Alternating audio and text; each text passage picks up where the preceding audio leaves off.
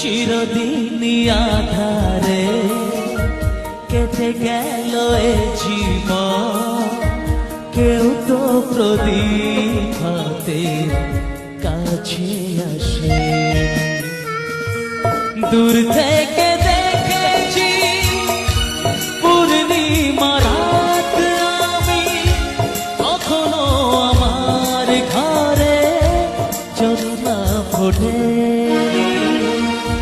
চিরদিনই আধারে কেটে গেল এ জীবন, কেউ তো প্রদীপ হাতে কাছে আসে।